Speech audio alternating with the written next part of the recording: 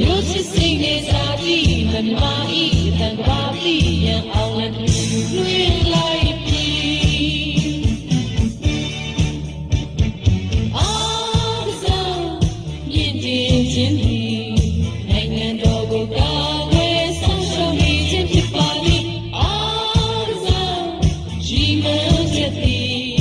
မြန်မာအားကစားကဘာကိုလွှမ်းရမည်